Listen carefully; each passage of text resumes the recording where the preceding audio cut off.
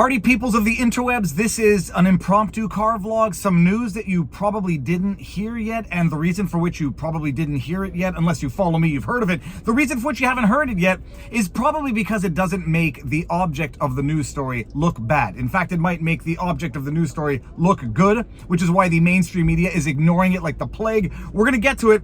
At the end of this video, there's gonna be a 6-minute plus unedited video of Chris Pavlovski, CEO of Rumble, testifying before Congress yesterday, something which many of you might not know has occurred because that too has not been widely reported on. Testifying before Congress on the risks of censorship online, testifying how foreign countries out there have been going after Rumble, Twitter as well, other social media companies to censor, to coerce censorship, to coerce taking down of accounts that they don't like for whatever the reason. Okay, so check out that at the end of this video. It's magnificent. But some of you might not have heard this news, and it's wild if you Google it. Rumble has been blocked in Russia. There's a certain element of irony about this because Rumble had to pull out of France because they refused to withdraw, to deplatform RT at the request of the French government. Recall, the French government, I think it was in 2022, said, yeah, Russia television doesn't really abide by our standards, our norms. They put out Russian propaganda, and it's very important that we suppress Russian propaganda in the context of this Ukraine-Russian war. And they asked Rumble to take down RT, and Rumble, Chris Pavlovski, said, no, we're not doing that. They're not breaking the law. They're not breaking any rules. And we are not going to become the mouthpieces of your corrupt government, coercing censorship of your political, ideological enemies, adversaries, even if you are at war. Proxy war. So Rumble said, no, we're just going to pull out of France. Now, this is not a massive market for Rumble. So from a business perspective, at least from a branding perspective, from a business perspective, dollars and cents, you know, it's not the biggest market. It's not the end of the world. From a branding perspective, it's very important. And it's, I dare say, invaluable. Because if the free speech platform starts to bow to the demands of corrupt governments to censor channels, to censor users because the government doesn't like them, despite the fact that they haven't broken any laws, violated any rules of Rumble, well, what is Rumble anymore except for a mouthpiece of those governments? So Chris Pavlovski says, I like to say, digital middle finger, we're not adhering to your demands, we're pulling from France. This has caused a little bit of, problems for some of our viewers, because I do have, I won't say a substantial portion of viewers from France, but I have enough, because maybe the French connection to Quebec, they can only access Rumble with a VPN. Or they can, come get us on vivabarneslaw.locals.com. That's old news. The new news that you might not have heard, it happened over a month ago, although I think Rumble only recently discovered it. They were taken off, blacklisted, removed from Russia. Why? Because the Russian government asked Rumble to take down, to censor a few accounts. I don't know which accounts in particular. Now, they're not political in nature, all of them. Some of them are political accounts. Others, apparently one of them had to do with marijuana. So it might be political adjacent, but it's not like outright political takedown. Anybody who's praising Zelensky, praising Ukraine, criticizing Putin. They asked Rumble to suppress a few accounts in Russia. Rumble said, no, they're not breaking the law. They're not breaking our rules of service. And we're not going to be the mouthpiece to a corrupt government. And then Rumble is taken down in Russia. This is all occurring at the same time that you got the Brazilian government pressuring Elon Musk and Twitter to suppress, to deplatform people, accounts that were involved with, related to their January 6th when Bolsonaro lost and then, rioters, protesters took over government buildings. They want to fabricate their own January 6th. But the Supreme Court Justice there, Morales, asked Twitter and Elon to take down certain accounts that were related to their January 6th. I forget what date that occurred on. And Twitter said no. To which they said, well, we're going to investigate your company now. We might allegedly, according to Elon Musk, arrest some of your employees who are operating in defiance of this order from the Supreme Court Justice Morales, apparently the most corrupt and the most powerful guy in Brazil. So this is a global war on social media big tech. Pavlovski testifies before Congress yesterday, delivers a beautiful opening statement, and then puts out a few tweets, which you can go find on his Twitter account, saying, we have been blocked in Russia because we refuse to adhere to the demands of this government, whereas YouTube and Google still seem to be doing business there. What did they acquiesce to in order to remain in Russia? We don't know. They haven't answered the question. What is amazing, what is truly stunning, is the absolute media silence on this banning, removing of Rumble from Russia. Remember back in the day, Rumble was accused of being a pro-Putin, pro-Russia shill. They were doing the dirty work, spreading propaganda, misinformation, rushing disinformation because they refused to deplatform RT. Now they get blocked by the very same country. There's no good deed goes unpunished. They didn't do anything to favor or disfavor Russia in particular. They did it. Chris did it out of principle. And now he was asked to violate that same principle by the country that owns RT that he did not remove out of principle, and now he's removed from that country. Why is the media dead silent on all of this? Maybe because it doesn't make Rumble look bad and it actually makes Rumble look good. Maybe they're silent on this because it makes YouTube look like the government hacks that they are, doing the political bidding of whatever country demands of them that they remove, censor, or do whatever. We know YouTube's been doing it. We know they've been doing it in America. We know that Twitter, pre-Elon Musk, was doing it at the request of intelligence agencies. We know that. So why is YouTube still operating in these corrupt countries and Rumble is excluded? Maybe because one has principles and the other one doesn't. Why is the media silent on all of this? Maybe because one has principles and the other one doesn't. And maybe because the one they've been demonizing, portraying as the villain in this story, is actually the hero that it is, and the ones they've been depicting as the heroes are actually the villains that they are. All right, I better get in there and do my live bit with Dr. Drew. If you're watching this in the future, let me know what you think. It's going to be on, what day is it today? Wednesday at 3 o'clock live. We're going to be talking AstraZeneca, etc.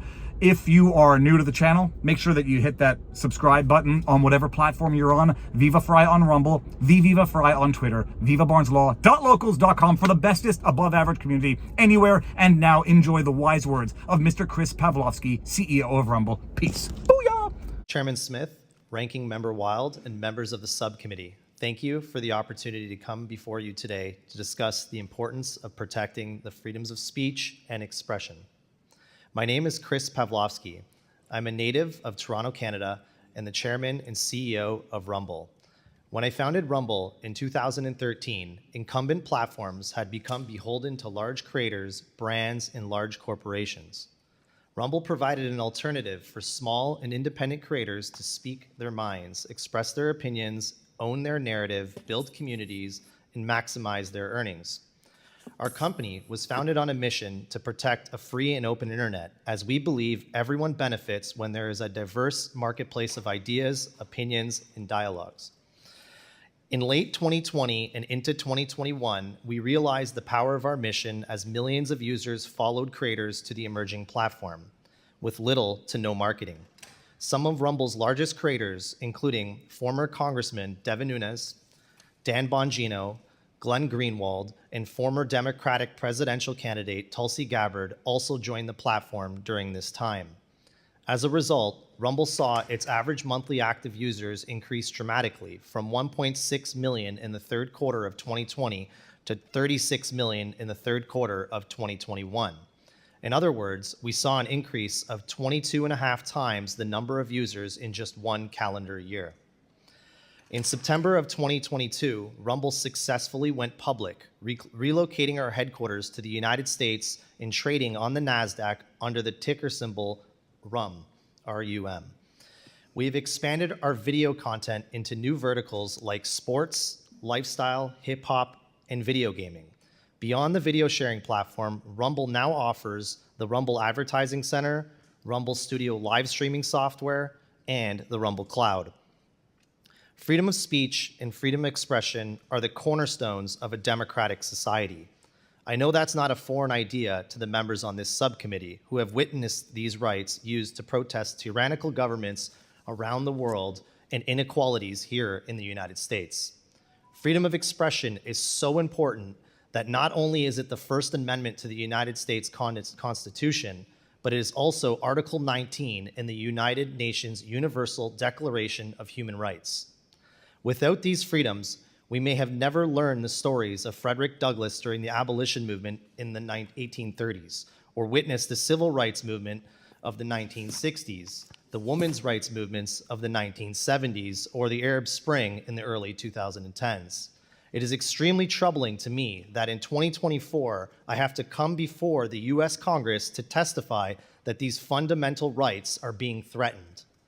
For years, we saw platforms shadow ban ideas they did not agree with. It was subtle suppression of ideas and opinions that did not fit the norm as dictated by algorithms. Today, the censorship we see is much more overt. Governments are acting in ways we only imagined happening 50 to 60 years ago, openly asking platforms to censor and take down disfavored content. They are back in the business of thinking they know what's best, dictating and controlling conversations and stripping the human right to speak and share freely. These are not theoretical fears. These things are happening, and I know this personally as the CEO of a platform that receives demands from governments around the world.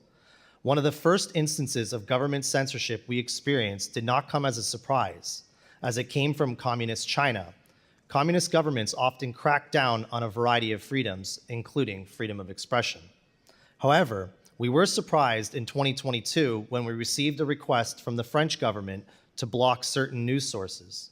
People can certainly question the trustworthiness of news sources, but it should not be any government's job to selectively eliminate access to information. Rather than comply with the French government's request, we simply disabled the access to the platform in France and challenged the legality of this demand.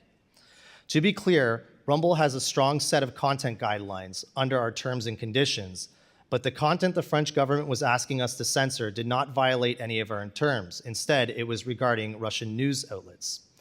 Earlier this year, we received requests from the Brazilian government to remove certain creators from our platform.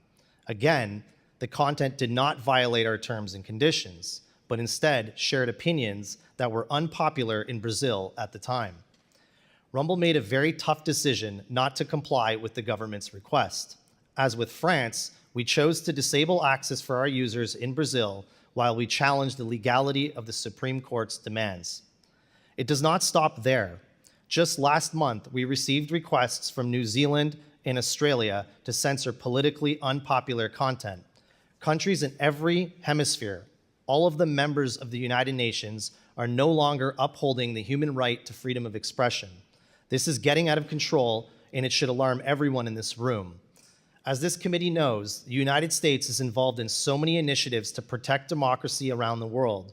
But when it comes to defending the freedom of speech and protecting American businesses who attempt to uphold this right in Brazil, the United States has been silent. It cannot remain so. It does not matter which platform hosts the content. Today it is Rumble, yesterday it was X, but tomorrow it could be the New York Times. The platform shouldn't matter. The universal right to freedom of speech and expression, the core of Western democracy, is at stake. America needs to step up and take a leading role. Rumble will never back down from our mission. We are the tip of the spear in this fight, and we relish that. We urge everyone, especially the US State Department, to join us. I'll close with one final thought. Every totalitarian regime that has crushed the rights of individuals has sought to control what people can say and hear. It's never the good guys doing the censoring. If the United States won't stand up for freedom of speech, who will? Thank you again for the opportunity to be with you today. I look forward to taking your questions.